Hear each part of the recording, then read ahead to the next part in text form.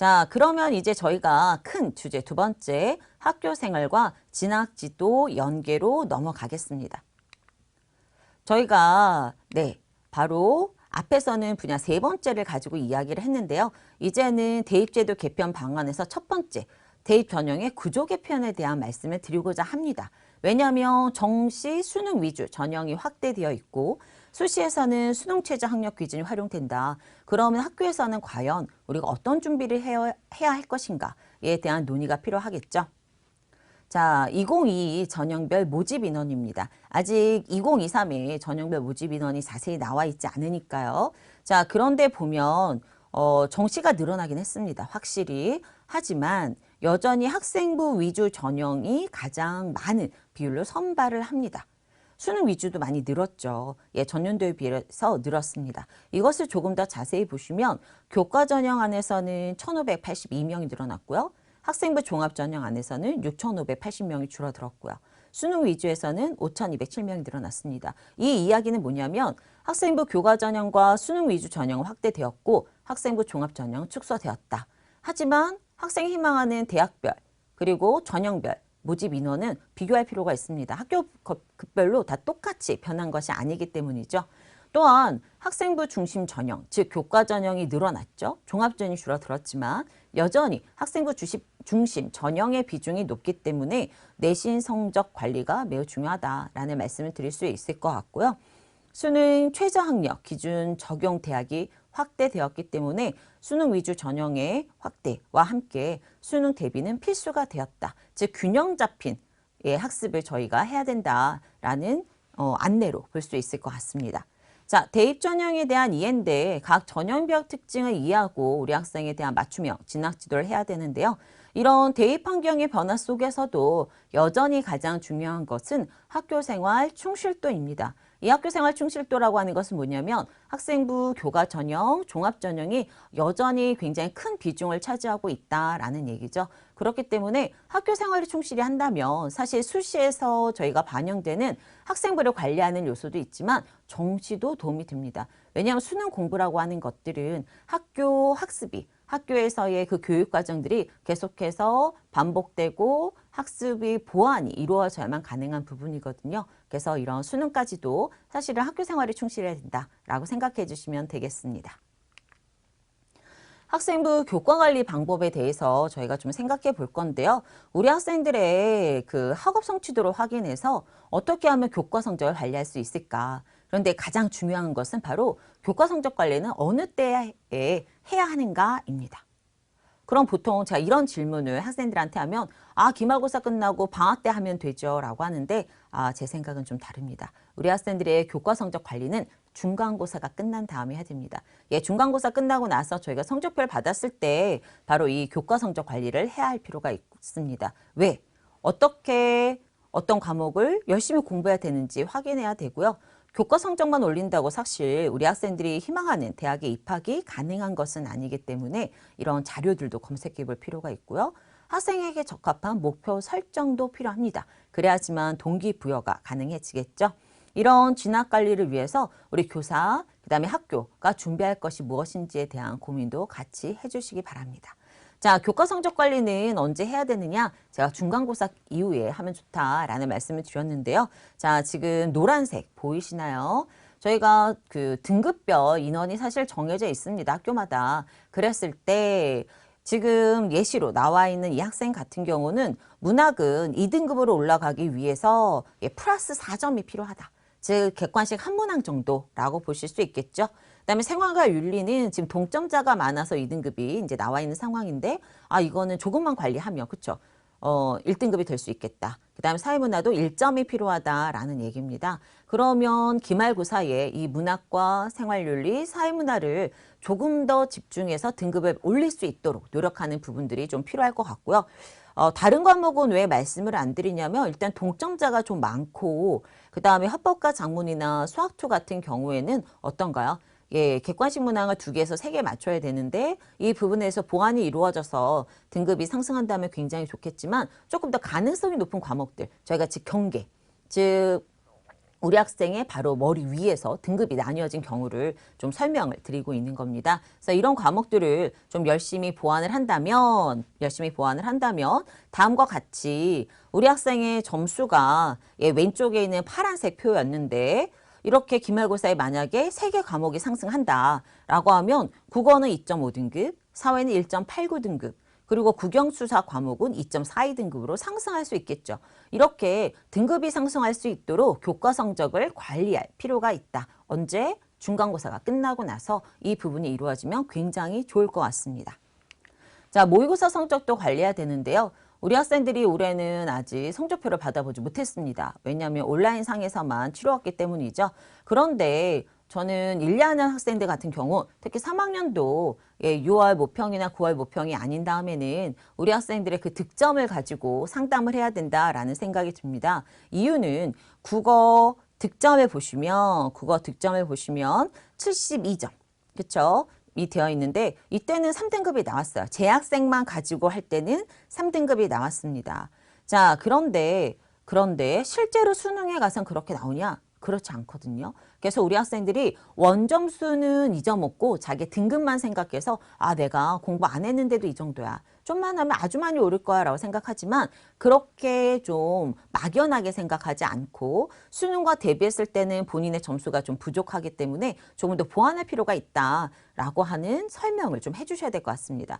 자, 다음은 2019, 2020 수능 성적 분석인데요. 사실 원점수에서 등급 컷을 저희가 가져와 봤습니다. 이렇게 그 수능의 점수를 기준으로 한다면 우리 학생의 성적은 어떻게 되느냐. 수능 기준으로 하면 아까 3등급이었잖아요, 국어가. 근데 4등급으로 떨어집니다. 수학과 영어는 다행히 등급을 유지하고 있는데 생활과 윤리, 그다음 윤리와 사상은 4등급, 5등급으로 굉장히 등급 하락폭이 커집니다. 이렇게 되면 수능 최저를 맞추는데 굉장히 큰 어려움을 가질 수 있거든요. 그래서 재수생, N수생들이 들어오기 전에 우리 재학생들만 가지고 시험을 봤을 때 이 등급이 하락할 수 있다는 거. 그러니까 이 원점수를 높이기 위해서 우리가 모의고사를 좀 관리할 필요가 있겠다라는 말씀을 드리고 싶습니다.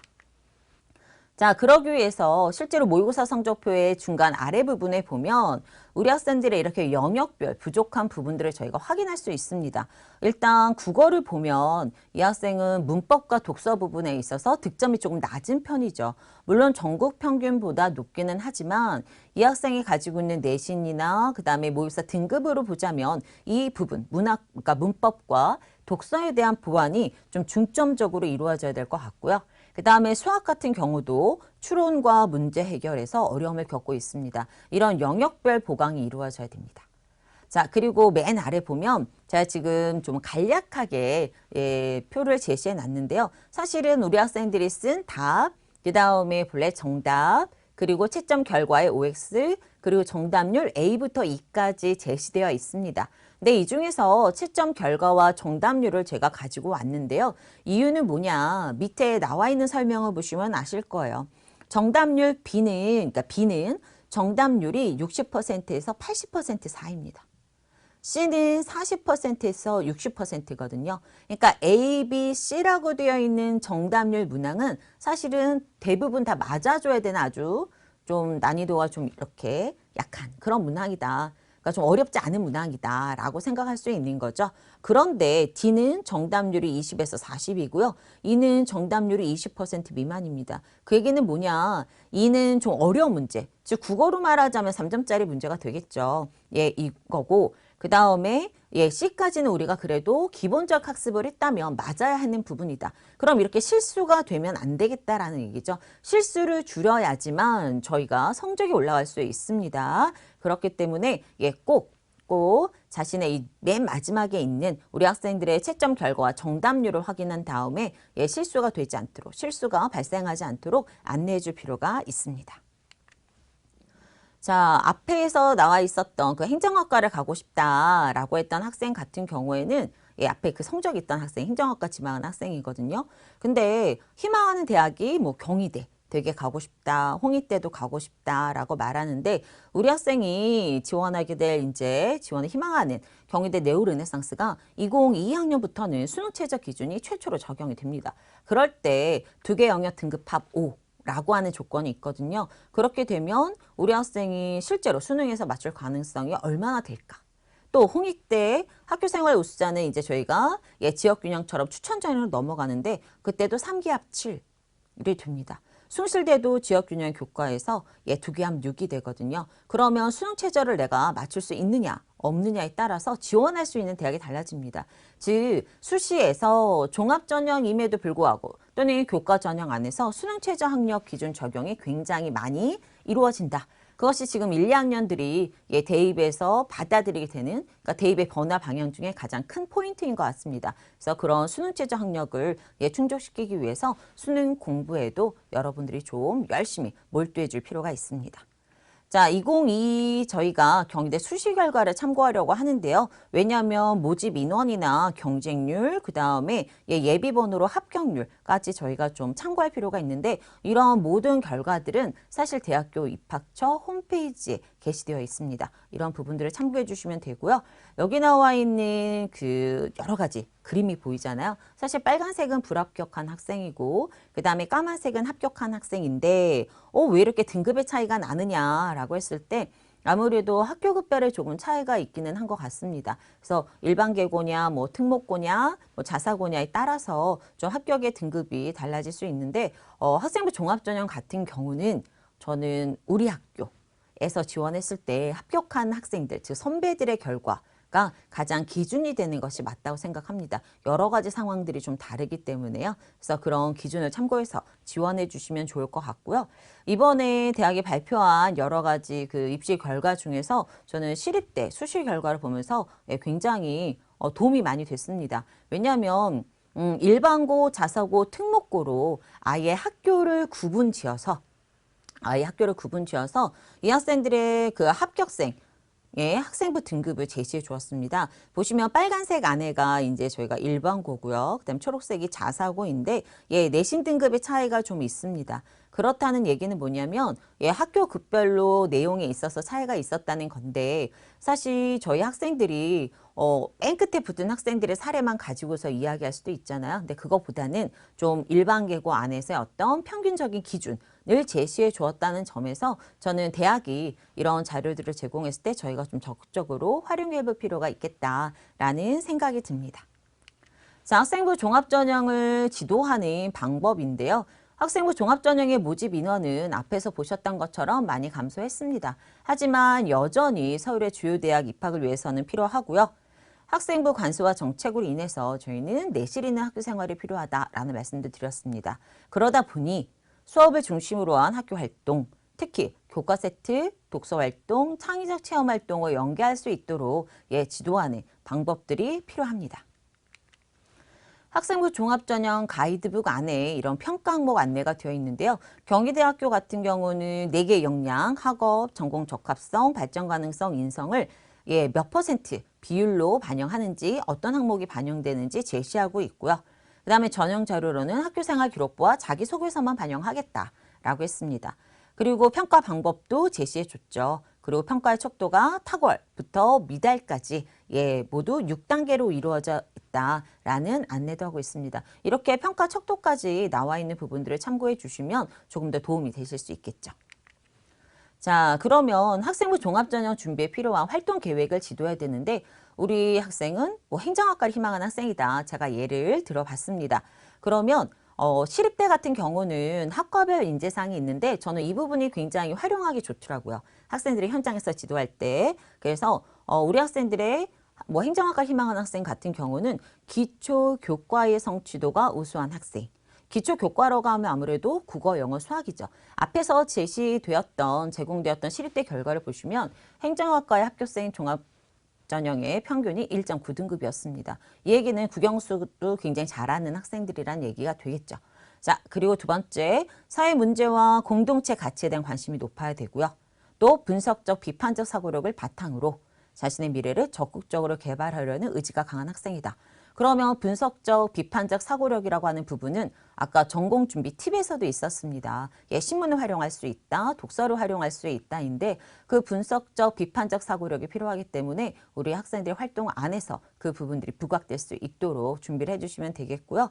또 자신의 미래를 적극적으로 개발하려는 의지가 강하다라고 하는 얘기는 뭐냐면 과목을 선택하는 것 또는 진로 활동에 참여하는 것, 창의적 체험 활동 안에서 뭐 독서, 자율, 그 다음에 동아리, 뭐 이런 봉사까지도 예, 학생이 어떤 부분 해야겠다라고 하는 자기 중심적으로 예, 자기 주도적으로 예, 개발하려는 의지가 강한 학생이다라고 볼 수 있겠죠. 그다음에 사회 문제와 공동체 가치. 왜냐하면 행정학이라고 하는 것은 결국에 많은 사람에게 도움을 주기 위해서 예, 저희가 배우는 학문이다라는 생각이 들기 때문에 그런 예, 포인트를 이렇게 설명해 주고 있습니다. 또한 원활한 의사소통 능력과 갈등에 대한 이해 및 조정 능력을 갖춘 학생이다라고 한다면 저희의 행동특성 및 종합의견 안에서도 이런 내용들을 찾을 수 있겠죠. 그러면 수상부터 독서까지 우리 학생이 이제 어떻게 해야 될까요? 설계를 할 수 있어야 됩니다.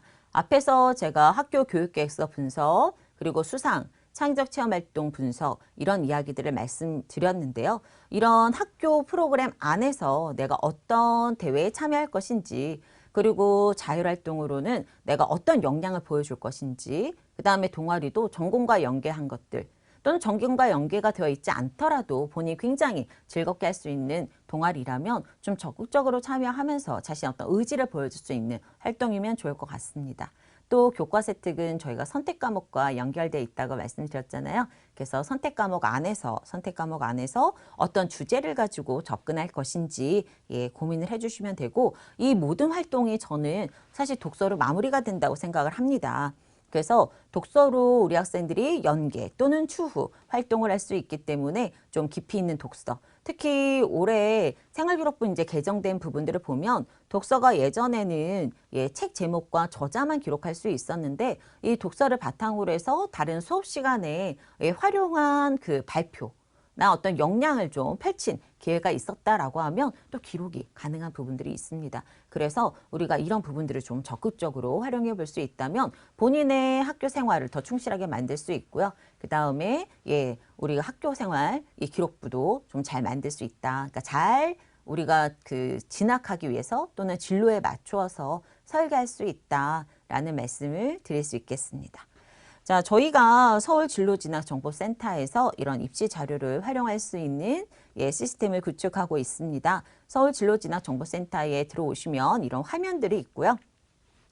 또한 수시에 대한 예, 자료가 지금 공개되어 있습니다. 이런 수시에서도 특히 우리 서울 학생들의 합불 자료가 제시되어 있기 때문에 이런 입시 자료들, 예, 대학과 학과를 검색하시면 합격생, 불합격생들의 내신, 그 다음에 모의고사, 의 어떤 등급, 그러니까 수능의 등급이죠. 이런 부분들이 제공되기 때문에 적극적으로 좀 활용하면 좀 어떤 기준이 되지 않을까. 그래서 아까 제가 우리 학생들이 자신의 어떤 학교 생활을 설계하고 관리하는 데 있어서 목표가 필요하다. 그리고 이 목표를 달성해 나가기 위한 동기부여가 필요하다라고 했는데 이런 목표 설정과 동기부여는 모두 다 저희가 객관적 기준을 가지고 하는 것이 가장 좋습니다. 그럴 때 지금 저희 서울진로진학정보센터에서 제공하는 이런 자료들을 활용하신다면 객관적 기준을 가지고 적절한 목표 선택 그리고 동기부여를 통해서 학교 생활을 굉장히 충실하게 임하실 수 있을 거라고 생각이 듭니다. 이런 우리 학생들의 학교 생활 충실도를 위해서 우리 선생님들도 그리고 학부모님들도 같이 많이 도와주시기 바랍니다. 이번 강의를 이것으로 마치도록 하겠습니다.